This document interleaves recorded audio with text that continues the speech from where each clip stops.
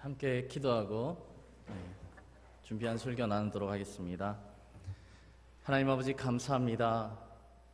우리 예슬이, 예진이, 예린이, 예찬이의 그 찬양을 들으시고 얼마나 기뻐하실지 하나님 참으로 감사합니다. 또 우리 소은이, 기찬이, 찬영이, 서희, 한이의 그 찬양을 주님께서 얼마나 기뻐하실지 아버지 또한 감사합니다. 우리 행복한 교회 다음 세대가 정말로 주님을 알고 주님께 경배하며 주님을 증거하며 주님을 위해 살아가는 정말 하나님을 경험하고 하나님을 전수하는 세대가 될 수 있도록 주님 역사하여 주시옵소서. 오늘 이 귀한 강단에 하나님 말씀을 나누게 하시니 감사하며 주님 동행하여 주시옵소서. 우리 행복한 교회 모든 권속들과 함께하여 주시옵소서. 이 시간에 시종일관을 주님께 부탁드리며 예수님의 이름으로 기도를 드립니다. 아멘. 네, 오늘은 이 사사기 2장 6절에서 10절 말씀을 근거로 해서 신앙 전수라는 제목으로 하나님의 말씀을 나누고자 합니다. 네, 한번 따라해 볼까요? 신앙 전수. 네, 신앙은 알겠는데 뒤에 전수가 약간 애매하죠? 그래서 제가 설명해 드리겠습니다. 그래서 전할 전자와 받을 수, 그래서 전해서 받는다라는 게 전수입니다. 그래서 이미 하나님을 경험한 세대는 하나님을 전해 주어야 되고 다음 세대는 반드시 하나님을 받아야 되는 것을 전수라고 합니다. 그래서 오늘 이 시간을 통하여서 또 행복한 교회 모든 이런 사역들을 통하여서 하나님을 경외하는 그 신앙이 계속해서 다음 세대에게 전수되어지고 전수되어질 줄로 믿습니다. 네, 오늘 본문은 사실 좋은 내용은 아닙니다. 근데요, 참으로 우리에게 중요한 내용을 담고 있습니다. 오늘 본문의 이 내용은 이스라엘 역사 가운데 있었던 실제적 사건이며 실제적 사실입니다. 역사는 우리에게 있어 거울이자 반면교사이지요. 그러므로 우리에게 있어 분명 중요한 교훈이 될 줄로 믿습니다.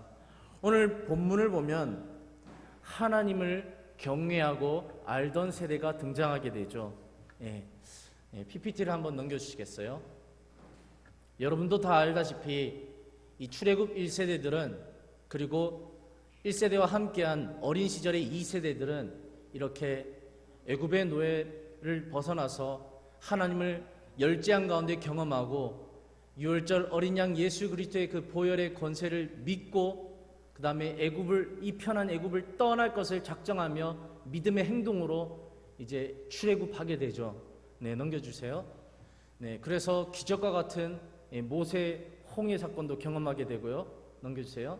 네, 시내산에서 정말로 우레와 번개와 지진 가운데 임하신 그 하나님을 경험하고 정말로 나와 내 집은 내 민족은 하나님만을 섬기기라 하나님과 언약을 하게 됩니다. 그래서 넘겨주세요. 이 모세가 가져온 그 두 돌판 여호와의 율법을 준행하기를 작정하며 하나님과 언약 백성으로서 계약을 맺게 되죠. 넘겨주세요. 그래서 하나님께서는 그들의 하나님이 되시기를 작정하시고 그들은 하나님의 백성이 되기를 작정하면서 서로 쌍방 언약 가운데 최선을 다하며 관계하며 신앙생활을 광야에서 이제 시작하게 되는 것이죠. 그래서 하나님께서 구름 기둥과 불 기둥 가운데 성막 가운데 임하셔서 하나님께서 늘 동행하여 주시고 그들을 인도하시게 되죠. 한번 넘겨주십니다. 그래서 그들은 이 광야에서 어떻게 먹고 살까 그 문제도 해결해 주십니다. 만나와 메추라기를 주시고 넘겨주세요. 그리고 특별히 중요한 이 광야에는 물이 없습니다. 근데 모세가 지팡이로 반석을 쳤다 하면 물이 나오는, 그래서 하나님께서는 이 말도 안 되는 환경 가운데도 철저하게 옷 하나 해지지 않고 그들을 편하게 인도하셨다라는 것입니다. 넘겨주세요. 그래서 이제 모세의 때가 다 지나가고 이제 여호수아를 세움으로써 이제 가나안의 입성을 준비하게 되는 것이죠. 그래서 온 민족 앞에서 이제 모세 다음에 지도자는 여호수아다. 이제 인수인계를 하고 가나안 정복 전쟁을 시작합니다. 먼저 믿음의 첫 출발인 요단강을 이제 법궤를 메고 건널 때 요단강이 갈라지면서 다시 한번 회상하게 되겠죠. 우리가 홍해를 건너서 나왔는데 다시 한번 믿음의 재출발할 때 요단강을 건너면서 우리가 믿음으로 살리라 작정하면서 가나안에 진군하게 되죠. 그래서 기적과 같이 이 가나안의 30몇 명의 왕들을 다 정복하고 그 땅을 아브라함이 주신 하나님의 그 기업의 땅을 몸소 전쟁 가운데 승리로 경험하며 그 땅을 차지하게 됩니다. 그 가운데 그리고 농사를 지으면서 풍요를 맞이하게 되죠. 그렇습니다. 그런데 이들은 이 가나안 정복 이후에 문제가 발생합니다.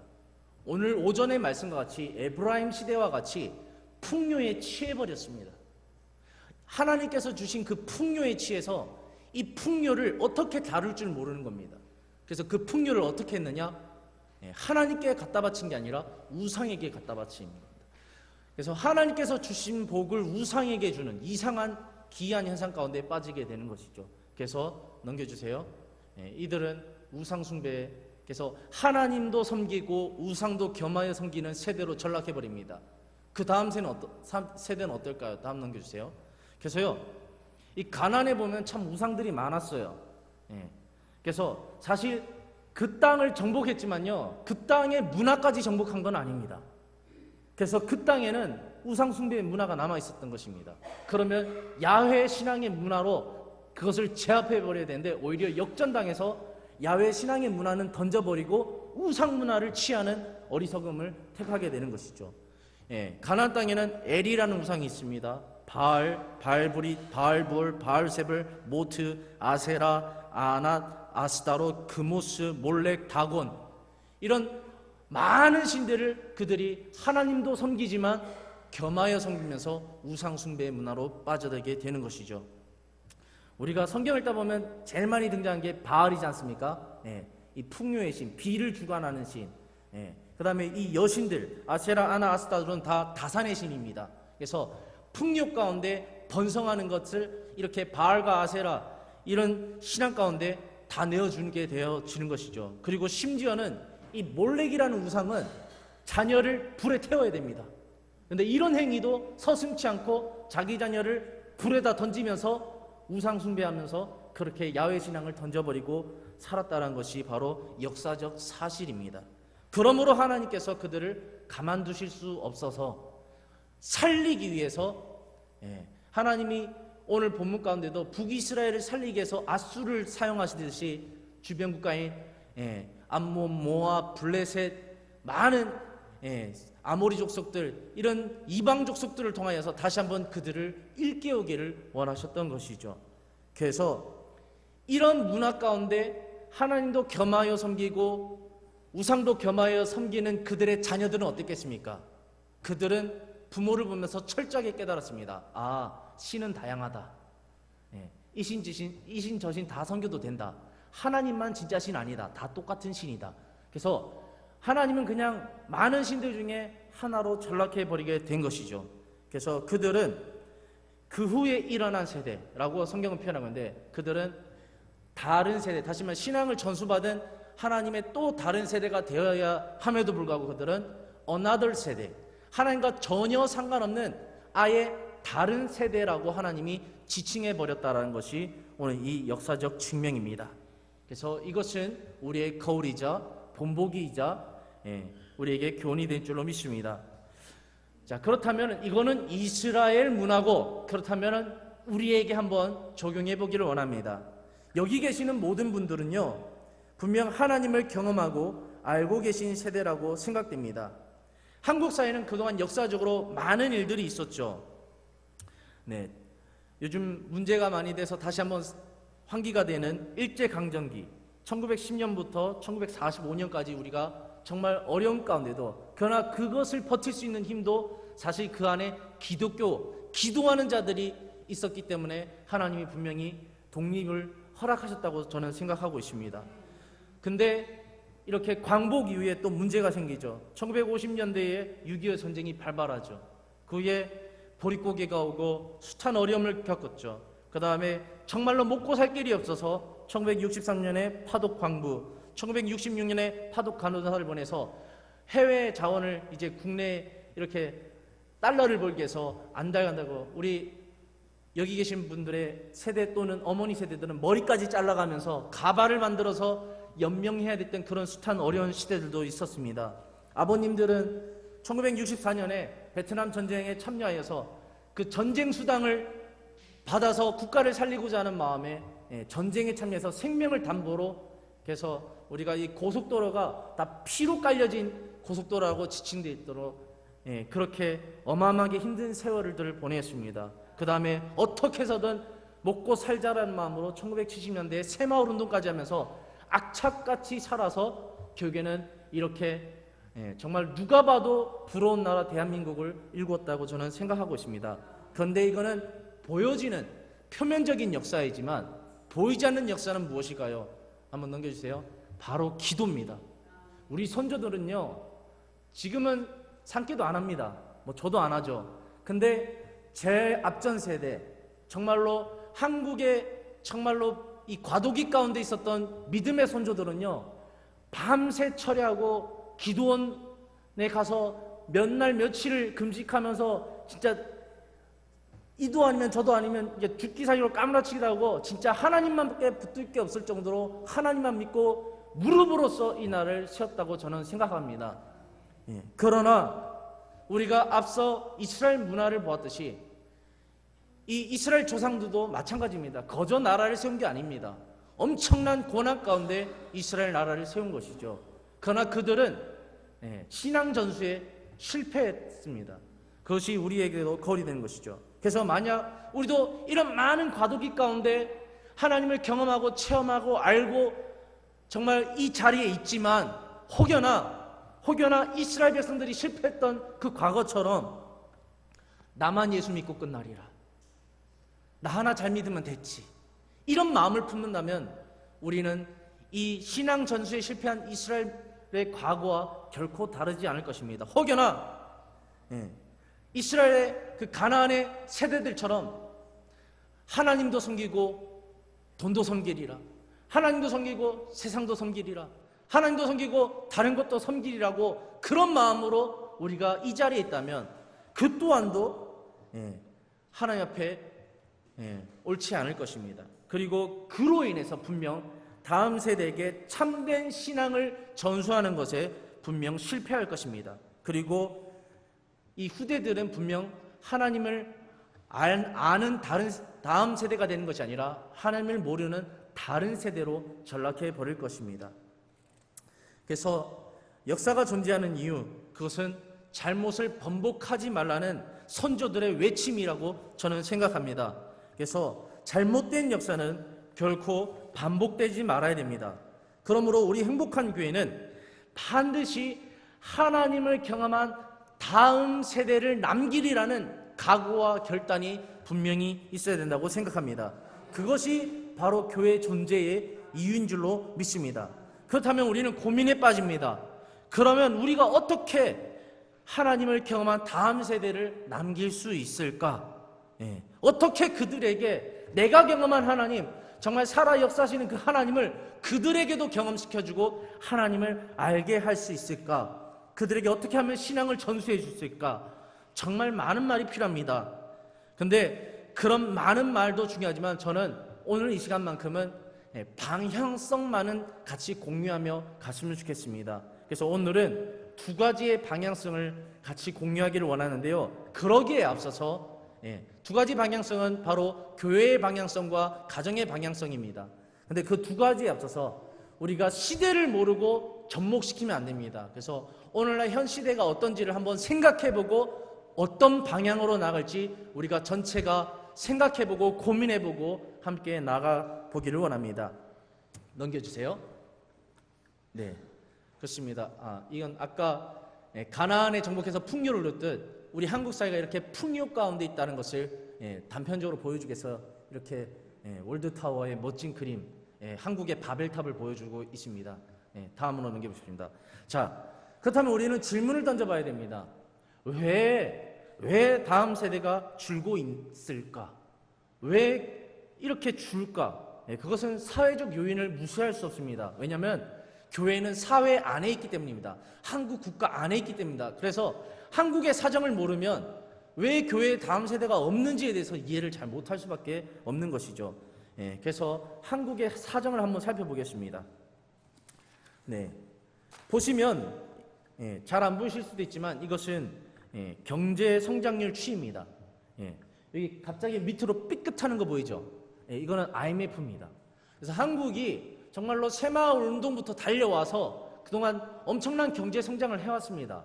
그러나 자칫 교만해서 잠깐 삐끗했어요. 그러다가 다시 오히려 이게 전화위복이 돼서 한 번 더 치솟아 올랐죠. 그래서 그 경제 여파가 그 경제 성장률이 쭉 이어져다가 지금은 이제 저성장 시대를 맞이하고 있습니다.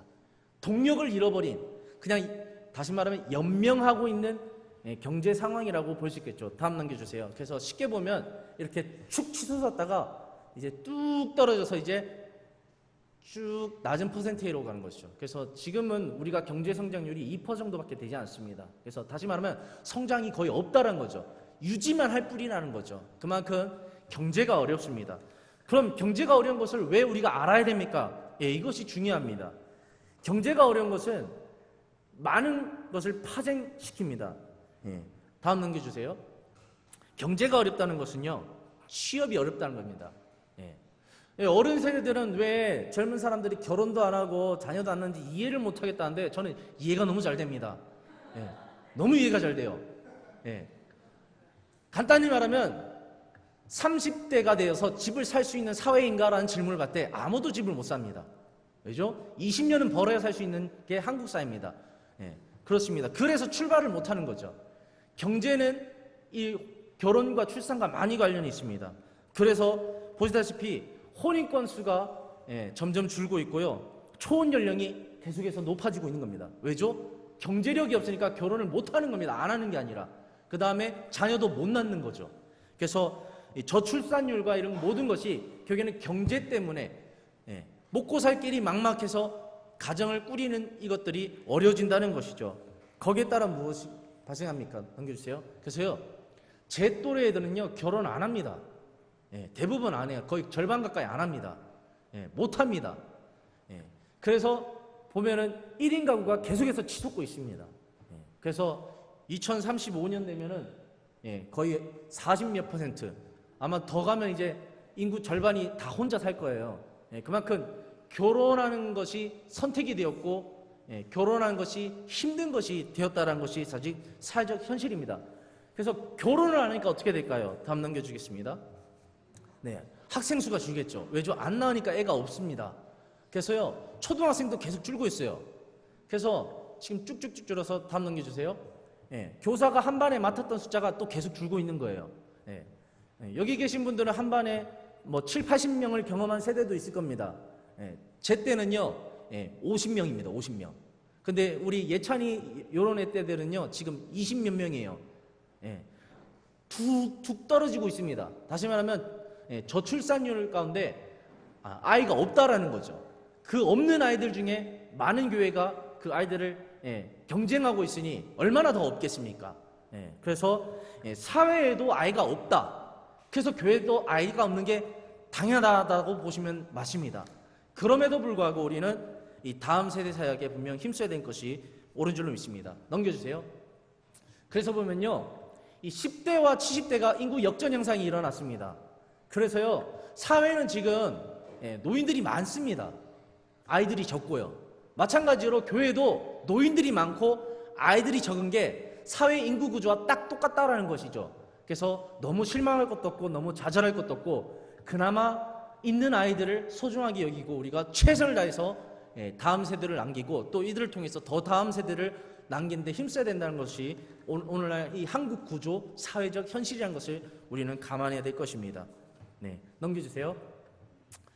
목사님이 계속 하시는 말인데 우리 교회는 애들이 많은 편입니다 라고 하잖아요. 실제로 그렇습니다. 보면요, 우리가 오전 예배 평균 출석이 85명 정도 됩니다. 근데 그 중에 아이들이 14명이에요. 다시 말하면 약 13%를 차지하고 있습니다. 자, 그럼 좀 이해를 쉽게 생각해 볼까요? 10,000명 다니는 교회 애들이 몇 명 있어야 될까요? 1,300명 있어야 됩니다. 근데 10,000명 다니는 교회 애들이 1,300명 있을까요? 없습니다. 몇백 명도 없어요. 그만큼 없다라는 겁니다. 비율로 따지면 사실 우리 교회는 많이 있는 겁니다.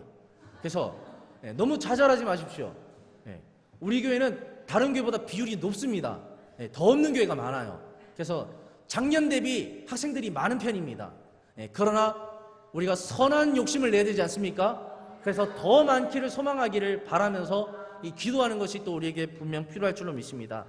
자, 여기까지는 이제 배경 지식입니다. 우리가 이 한국 사회 가운데 다음 세대 사역에 대한 배경을 가졌고, 그렇다면은 이런 사회적 구조 가운데 우리가 어떤 방향성을 떼야 될까? 그다음에 교회의 방향성과 가정의 방향성에 대해서 생각해 보는데요. 먼저 교회에 대해서 한번 살펴보겠습니다. 넘겨주세요. 네, 약간 이게 극단적일 수도 있어요. 근데 방향에 대해서 말씀드린 겁니다. 한국 교회가, 이 한국 사회가 경제가 성장할 때요, 한국 교회도 성장했습니다. 근데 이 성장 동력, 이 물질과 자원과 시간을 교회는 어디에 투여했는지 않습니까? 지난 이 경제 성장률과 동시에 건물에다 다 쏟아부었습니다. 역으로 생각해보면 그 어마어마한 돈들을 과연 사람에게 쏟아부었으면 어떻게 됐을까? 정신이 벅차지지 않습니까? 근데요, 선대 목사님들은 거기에 실패했습니다. 그래서 지금 한국 교회 안에 다음 세대가 힘든 겁니다. 그래서 보시면요, Y교회, 이게 최초죠. 처음부터 시작해서 이 Y교회 때문에 목사님들 머릿속에 다 생각한 게, 건물 지어야겠구나, 건물 지으면 성도들이 모이구나, 여기에 카리스마 목회에 또 빠져버린 겁니다. 그래서 가시적인 교회, 보여주는 교회, 힘 있는 교회, 세상을 제압하는 교회로, 성경적이지 않은 교회로 교회가 점점 탈바꿈하면서 이런, 거기에다가 이제 성공주의 기복신앙이 함께 보면서 교회가 폭발 성장했어요. 그래서 너도 나도 큰 교회 짓자. 요거는 여기 상봉에 있는 G교회입니다. 앞에는 저기 여의도에 있는 Y교회. 넘겨주세요. 여기는 저기 구로구 궁동에 있는 우리 교단의 Y교회입니다. 너도 나도 짓자. 여기는 장로교회인데 저기 천호 쪽에 있는 M교회입니다. 그 다음에 여기는 문제가 되고 있는 강남 쪽에 있는 S교회죠. 자, 그래서 우리가 참 우리 민족이 잘하는 게 있어요. 따라하기. 그렇습니다. 목사님들이 너도 나도, 우와, 저렇게 한 명에 10,000명, 20,000명 들어가는 교회를 만들어 놓으니까 사람들이 뿅 가더라. 그래서 막 모이더라. 거기에 다 뿅 갔어요. 그래서 그 경제 성장을 통해서 하나님께 주신 축복을 어디에 썼느냐? 건물에 다 쏟아부었어요. 근데 결과는 어떻느냐? 물론 큰 몇몇 교회는 아직도 유지하고 있어요. 그러나 어설프게 따라한 교회들은요, 다 내놓고 있습니다. 다. 왜죠? 하나님께서 주신 자원으로 영혼 살리고 선교하고 전도하고 정말로 복음 전하고 하나님의 일을 위해서 정말 옆교회 살리고 이웃교회 살리고 내 교회 살리고 내 교회 식구들 살리고 구제하고 이렇게 해야 될 여력이 없어진 거죠. 그러니까 어떻게 하죠? 성도님들은 앉아있어서 항상 머릿속의 생각들이 건축빚 언제 갚지? 지금 교회들마다 건축빚 갚느라 문제입니다. 이름 벌려놨고요, 10년 상환, 20년 상환, 그것도 한두 푼이 아니에요. 몇십억, 몇백억이에요. 감당이 안 됩니다. 그럼 어떻게 되죠? 몇 번은 낼 수 있어요, 건축원금. 이제 그러다가 교회 옮기는 겁니다. 그럼 그 교회는 어떻게 되죠? 10,000명 있다가 갑자기 5,000명으로 뚝 줄어요. 5,000명 있다 갑자기 10,000명이 감당하다가 5,000명이 감당하면 2배로 내야 되잖아요. 감당이 안 되는 거죠, 점점. 그래서 결국에는 사람이 줄고 건물을 내다 팔게 되는 것이죠. 어떻게 된 거죠? 건물에 투자하다가 사람 잃어버린 격이 되는 것이죠. 한국교회가 지금껏 방향성 가운데 이렇게 이 이교도에 물든 신앙이라는, 기독교라는 책이 있습니다. 그래서 우리가 이게 중세시대 가톨릭이 했던 그 신앙의 행태인데, 건물에다 쏟아붓는 이런 잘못된 이교 신앙을 본받아서 한국교회가 다음 세대에게 힘을 쏟는 것이 아니라 오로지 건축에만 힘을 쏟다가 다음 세대를 세울 수 있는 여력을 잃어버렸다는 것이 바로 우리 한국교회의 이 잘못된 방향성의 한 결과물입니다. 그렇습니다. 다음 넘겨주세요. 그래서 주일학교는 물론 인구 삭감도 있지만 계속해서 줄고 있습니다. 여기 짧게 적었는데요, 예전에도 제가 말씀드렸지만요, 교회 건축빚 갚다가 여력이 없어서 어떻게 됐죠? 한국교회 전체가요, 교회 예산 대비 5%밖에 다음 세대에게 힘을 쏟지 않습니다. 다시 말하면 쏟을 여력이 없는 것이죠. 예, 쉽게 얘기해 드리겠습니다. 예를 들면은 우리 교회가 1억 6천 예산이 있어요. 5%면 얼마일까요? 800만 원입니다. 예, 우리가 생각하기에는 800만 원 썼으면 많이 썼지라고 생각할 수 있겠지만 퍼센트로 따지면요, 투자를 안 한 겁니다. 많이 못한 거죠. 예, 그러면은 성장하는 교회들은 과연 얼마나 쏟아붓느냐? 예, 몇십 퍼센트 쏟아붓고 있습니다. 그래야 유지라도 하니까요. 그렇습니다. 그래서 투자한 만큼 물론 결과를 얻는다는 것은 어불성설이도 있겠지만 투자한 만큼 얻을 수 있습니다. 예, 그래서 이런 방향성입니다. 그래서 우리 행복한 교회가 과연 어디에 이 시간과 재정과 여력을 쏟아야 될지에 대해서 교회의 방향성을 생각할 때 꼭 생각해야 될 것은 내가 무엇을 남길 것인가를 꼭 생각해야 됩니다. 그렇다면 교회는 반드시 사람을 남겨야 된다. 그럼 사람을 남기려면 어떻게 했냐? 사람에게 투자해야 됩니다. 예, 사람에게 투자한다는 건 무엇입니까? 학생들에게는 장학금 주는 겁니다. 도와주는 거예요. 교복 사주고 장학금 주고 여러 가지로 또 여행도 보내주고 선교도 보내주고 경험시켜줘야 되는 거예요. 하나님이 살아계시다는 것을 경험하면요, 얘네들이 나중에 커서 받았잖아요. 그럼 토해내야 돼요. 그래서 행복한 교회 또 헌금하게 되는 겁니다. 그래서 이게 선순환입니다. 근데 교회에 나왔는데요, 한 번도 혜택을 못 누리고 청년이 됐어요. 그럼 무슨 생각되는지 알아요? 혜택을 못 누렸기 때문에, 받은 게 없기 때문에 쉽게 다른 교회 가는 겁니다. 왜죠? 받아 먹은 게 없어요. 그래서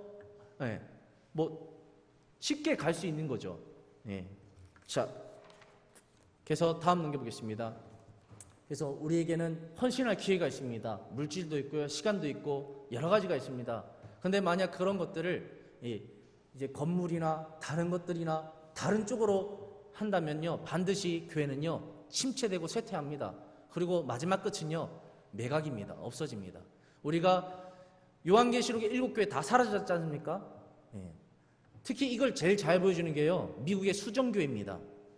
크리스탈 교회, 그 교회에 따라서 조영기 목사님이 여의도 순복교회 지은 거거든요. 메가처치. 근데요, 수정교회가 팔렸다는 것을 우리는 꼭 기억해야 됩니다. 왜죠? 거기도요, 이 수정교회 부동산이 얼마입니까? 어마어마하죠. 근데 이제 은퇴한 이후에 자녀들이 그 수정교회를 서로 차지하려고 분쟁이 났어요. 그러니까 성도님들이 그 꼴을 보고 보기 싫어서 다 교회를 떠났습니다. 그럼 그 건축빚은 누가 감당합니까? 그래서 교회가 팔렸습니다. 건물에 힘썼다가 사람 잃어버리고, 부동산이 있으니까 부동산에서 서로 이득을 취하려고 싸우다가 정말 못 볼 거 못 보고 교회가 이제 팔려나간 것이죠.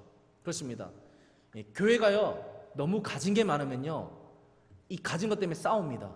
그래서요 빨리빨리 다 흘려보내야 돼요. 선교하고 전도하고 구제하고, 누군가가 나타나서 욕심부리지 않도록, 어떤 기득권을 가지고 그것을 잡아서 좌지우지 않도록 다 흘려보내야 돼요.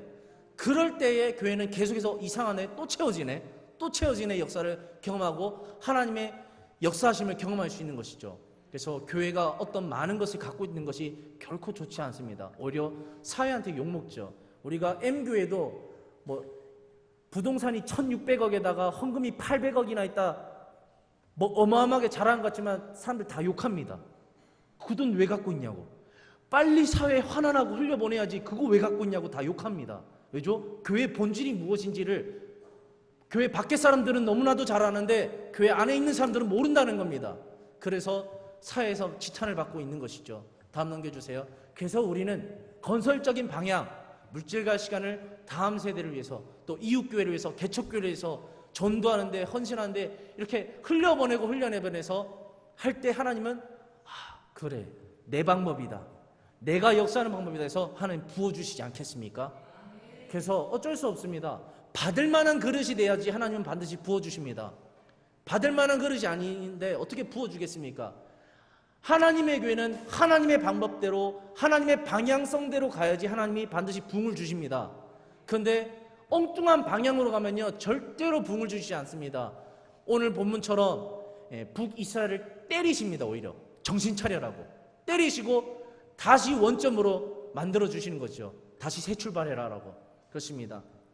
그래서 우리가 교회가 어떤 방향으로 갈 것인가에 대해서 깊이 고민하고 무엇을 남긴가 고민할 때 사람을 남겨야 된다는 것을 꼭 기억해 주시면 좋겠습니다. 두 번째로는요, 교회 방향성은 결국에는 어른들이 누릴 것인가 아이들이 누릴 것인가, 사실 이게 양자택일입니다. 되게 어려운 부분이죠.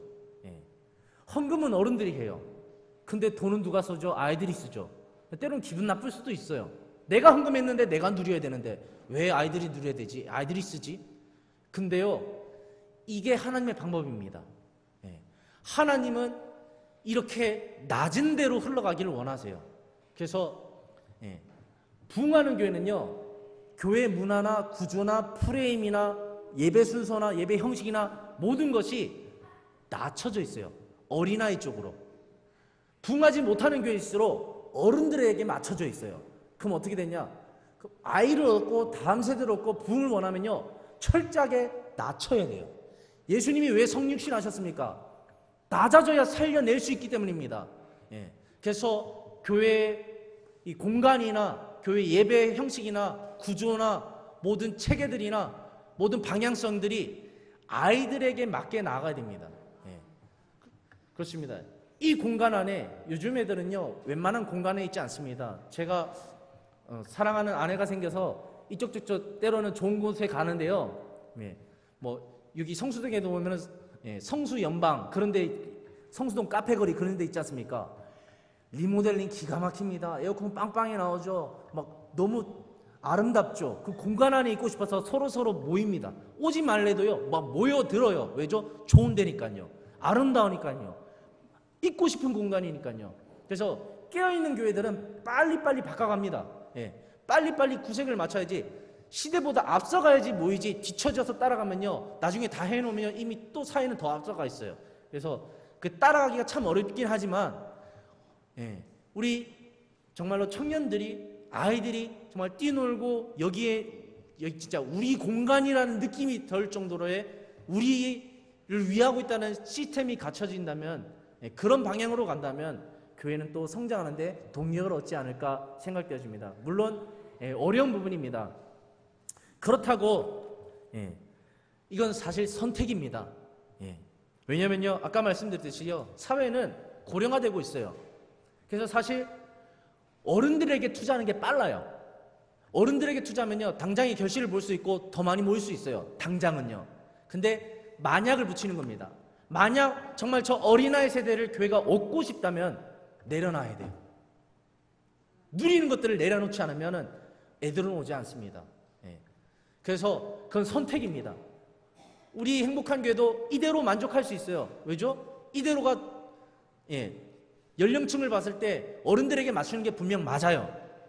근데 이거 내려놓고 만약에 더 낮은 데로 맞춘다면 더 미래 지향적일 수 있다는 것을, 그 방향성만을 제가 말씀드리는 것입니다.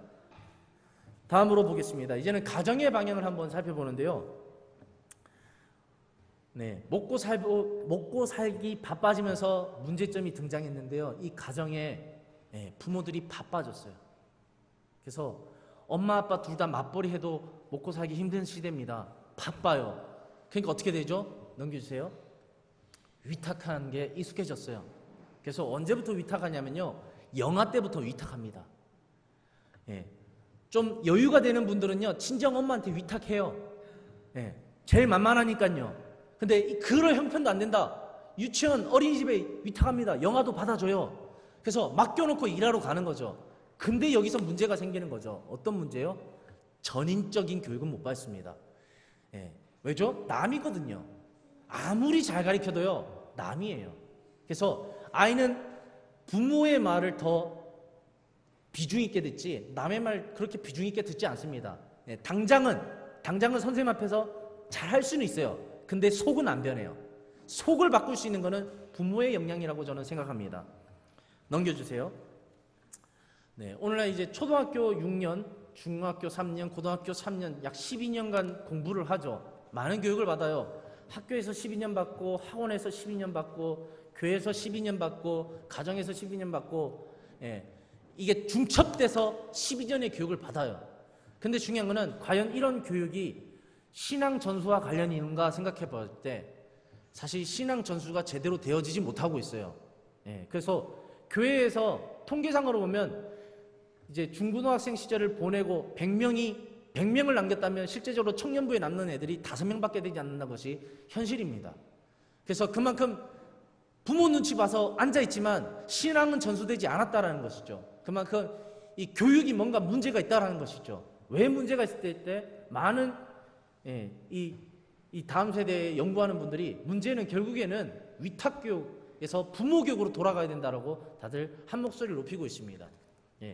요즘 학생들을 보면 어쩔 수 없습니다. 이 사회 구조화 가운데요, 교회 교육과 가정 교육은 뒷전이에요.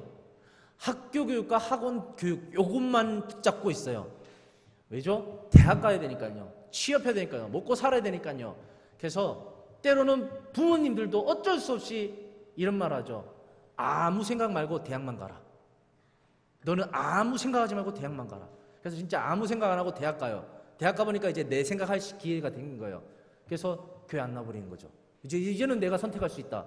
내가 아무 생각 안 하고 공부만 했지만 이제는 내 마음대로 살리라. 교회 안 나오는 겁니다. 그렇습니다. 그 다음에 또 안 좋은 말이 있는데요. 뭐냐면요. 학창 시절에 공부가 중요하니까 잠시 교회 방학해도 된다. 대학 때도 얼마든지 다닐 수 있다. 근데요, 3살 버린 8까지 갑니다.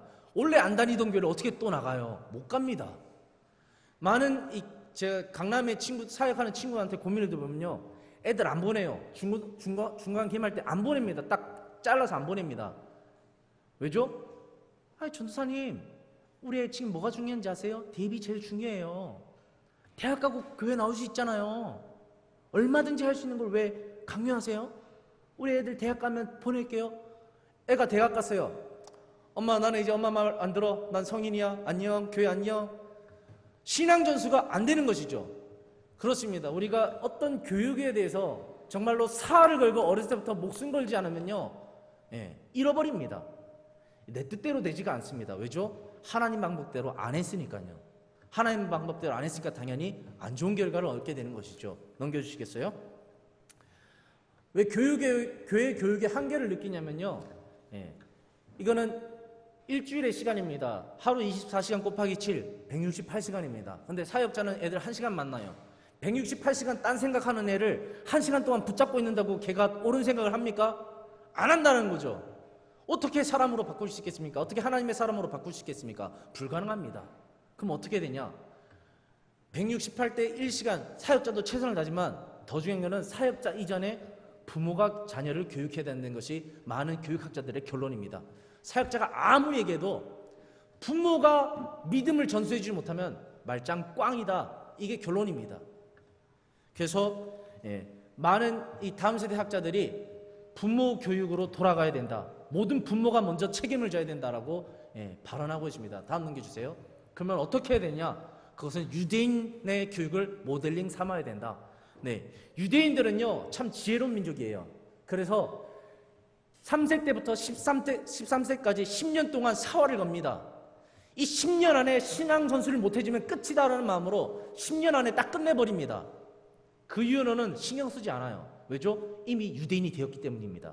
그래서 얘네들이 3세부터 13세까지 10년 동안 무슨 교육을 받냐? 쉐마 교육을 받습니다. 철저하게 부모가 말씀을 읽어요. 그리고 아이들도 같이 읽죠. 읽기 훈련을 계속합니다. 읽기로 끝나느냐? 아닙니다. 모세오경을 외워버립니다. 부모도 외우고 있죠. 자녀도 외우죠. 그래서 읽고 암송하고 하나님의 말씀을 새기는데, 마음판에 새기는데 사활을 거는 겁니다. 그 다음에 또 어떻게 하냐? 거기서 끝나지 않고 너도 읽고 암송한 그 말씀, 나도 읽고 암송한 그 말씀이 과연 그러한가 우리가 따져보자. 서로 토론합니다. 그래서 유대인은 하브루타를 합니다. 이건 토론인데요. 그 다음에 이거는 실천입니다. 어떻게 하느냐? 유대인은 물론 아버지가 주도적으로 가부장적인 교육을 합니다. 그래서 함께 식탁교제 가운데 특별히 많이 하게 되죠. 그래서 철저하게 유대인들은요, 학교를 가도요, 왜 사회에서 주는 인문학, 이런 사회과학, 역사 이런 것들을 공부합니까? 물어보면요, 하나님의 말씀을 더 잘 이해하기 위해서 세상 학문을 공부합니다라고 얘기합니다. 근데 우리는 거꾸로 되어 있죠. 세상 거 다 공부하고 거기에 맞춰서 하나님 말이 맞나 안 맞나 이렇게 반대로 하고 있죠. 그래서 유대인들은 철저하게 하나님을 더 잘 알기 위해서 세상을 공부합니다. 근데 우리는 입시를 위해서 공부하고 출세를 위해서 공부하고 목적 자체가 다른 것이죠. 그래서 아이들이 이 전인적으로 어릴 때부터 신앙으로 자라서 철저하게 어떻게 하면 내가 하나님을 더 잘 섬길까, 하나님이라는 분을 어떻게 더 잘 이해할까 하기 위해서 이 세상의 역사와 흐름과 문화와 모든 경제와 이런 것들을 알아가는 겁니다. 이 큰 주권을 가지신 분께서 세상을 운행해 가시는데 어떻게 운행하신가를 조목조목 따져보는 것이죠. 그렇습니다. 그래서 유대인들은 철저하게 토라를 가지고 그 다음에 이 유대교 경전을 가지고 하나님 말씀을 중심으로 하브루타를 합니다. 토론을 하는 거죠. 과연 어떤 사회적 이슈가 오면 과연 이게 하나님 입장에서 맞는가 안 맞는가 서로 따져보고 평등한 관계 가운데 서로 토론합니다. 그리고 예를 들면은 낙태 문제, 그래서 아빠는 찬성할게, 너는 반대해봐. 그래서 해서 열심히 연구해서 서로 토론합니다. 과연 낙태가 옳은가 아닌가. 그 다음에 이제 토론 치열하게 한 다음에 뒤집습니다. 이제는 네가 찬성하고 내가 반대해볼게. 다시 또 해서 또 했습니다. 그래서 서로 간에 찬성과 반대 입장을 다 가지고 종합적인 사고를 가지기 때문에 유대인들이 뛰어난 겁니다. 거기다 중요한 거는 철저하게 토라를 중심으로 하나님 말씀을 근거로 세상을 이해하기 때문에 이 신앙을 중심으로 하기 때문에 그들은 다른 것입니다. 괜히 세계를 호령하고 그렇게 살아가는 것이 아닙니다. 그래서 많은 이제 학자들이 유대인의 이런 교육들을 보면서 우리 한국 교회는 먼저 가정이 변해야 된다. 죄송합니다. 사실 저도 우리 가정을 제가 생각해 볼 때 물론 어렸을 때 구역 예배가 있었어요. 구역 예배 가운데 간접 경험을 했었어요. 근데 부모님과의 가정 예배는 없었어요. 그래서 다행히 부모님이 저에게 가난을 물려줬기 때문에 그 가난을 극복하는 가운데 하나님을 경험했습니다. 다행히 가난 때문에. 그러나 요즘 애들은 풍요합니다. 풍요하기 때문에 부족한 것이 없어요. 그런데 하나님을 경험한다? 상당히 쉽지가 않습니다. 왜죠? 왜 그래야 되는데 이해를 못해요. 예를 들면 그런 거죠. 보릿고개 이해 못하듯이, 라면 먹으면 되지 이해 못하듯이 이 신앙이란 것이 풍요한 시대에 하나님이 왜 필요한지를 이해 못합니다. 그런데 이해시키기 위해서는요, 철저하게 부모가 보여줘야 됩니다. 그래서 부모가 먼저 성경을 읽는 것을 보여줘야 되고요, 부모가 정말로 말씀을 암송하는 것을 보여줘야 되고, 부모가 정말로 전도하면서 하는 것을 보여줘야 되고, 부모가 정말로 신분주의 신앙을 가지고 어떤 선택을 할 때도 철저하게 하나님만을 섬기라 작정하며 고민하며 갈등하는 가운데도 하나님을 선택했을 때에 하나님께서 그 가정을 책임져 주시는 것을 다음 세대가 몸소 경험해야 됩니다. 그럴 때 내가 다른 건 모르겠는데 아빠 엄마를 보니까 하나님 계신 것 같아, 내가 그것만은 인정해, 이 말이 나와야 되는 겁니다.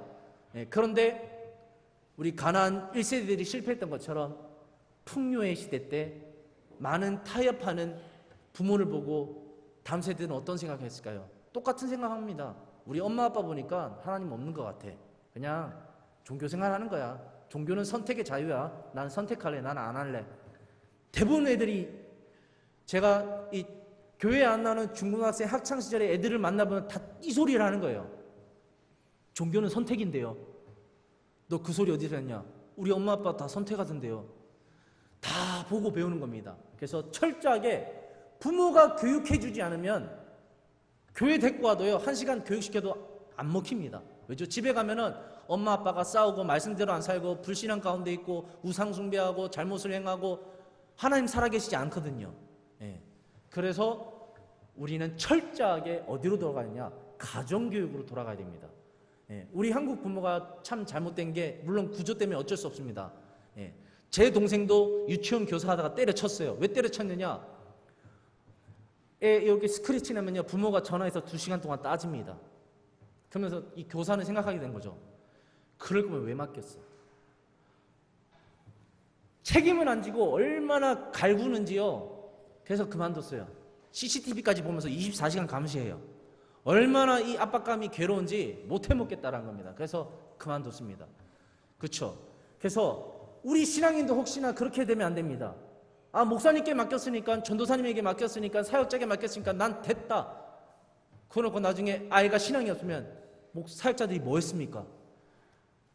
이렇게 하는 거랑 똑같은 것입니다. 신앙은요, 가정에서 안 되면요, 교회에서도 안 됩니다. 예. 가정교육이 안 되는, 안에서 새는 바가지 밖에서 셉니다. 예. 예를 들면 요즘 애들이 참 인사 안 해요. 왜죠? 부모님한테 인사 교육을 못 받았어요. 그래서 인사할 줄 몰라요. 당연한 겁니다. 그래서 너 왜 인사 안 하는 그러면 인사가 왜 해야 되는데요? 이렇게 하는 것이죠. 그래서 딱 보면 가정교육 못 받았구나. 티가 나듯이 다 이유가 있는 것입니다. 그래서 우리는 철저하게 우리 다음 세대를 내가 하나님 말씀대로 양육하려는 결단과 각오가 없다면, 먼저 내 책임이라는 것을 가지지 않는다면 자꾸 남 탓하게 돼 있어요. 사역자 탓하고 교회 탓하고 환경 탓하고 왜 우리 애가 신앙이 없을까? 그거는 본인의 가슴을 쳐야 되는 부분들입니다. 그래서 많은 이제 한국 교회가 이제 많은 세월이 흘렸죠. 그래서 많은 세대가 많으면 5대째 기독교인 가정도 있겠죠. 그래서 어떤 가정은 신앙이 계속해서 전수되고 어떤 가정은 이 대가 왜 끊어질까에 대한 거는 교육에는 근본은 가정에 있습니다. 그래서 철저하게 가정교육에서 부모교육에서 출발할 때에 교회는 다음 세대를 가질 수 있다는 것을 또 한번 말씀드리고 싶습니다. 그래서 다음 세대를 양육하고 있는 부모님들은요, 최소한 집에서 큐티를 꼭 하시길 바랍니다. 우리 행복한교회 부모님들 새벽기도는 안 하실 망정 꼭 집에서 큐티를 하십시오. 그리고 그 큐티를 자녀와 함께 하시고 나누십시오. 그거라도 안 하면요, 하루 24시간 살아갈 때 하나님 생각 한 번도 안 합니다. 강제라도 0세에서 13세 때 최대한 붙잡고 하십시오. 그래야 걔가 하나님 살아계심을 알 수 있습니다. 그렇지 않으면요, 나중에 딱 머리 굵어지고 대학교 딱 가면은 부모를 안 듣습니다. 물론 지금 중학생만 가도 부모를 안 듣습니다. 어떻게 해볼 수가 없어요. 해볼 수 있을 때 꼭 하시고, 혹여나 해볼 수 있는 기회를 놓쳤다면 무릎의 힘을 느끼십시오. 기도는요, 사람을 변화시킵니다.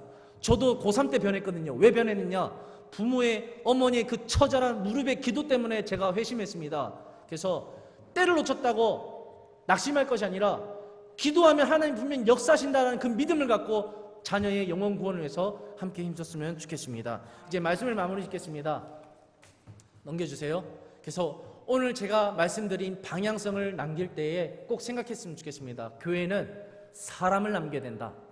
어떻게 하면 사람을 남길까에 생각을 몰두하다 보면요, 하나님의 지혜가 분명히 임할 줄을 믿습니다. 그래서 혼자 생각하는 것보다 함께 생각할 때에 더 좋은 생각들이 분명 많을 줄로 믿습니다. 그래서 어떻게 하면 사람을 남길까? 어떻게 하면 교회가 사람 중심이 될까?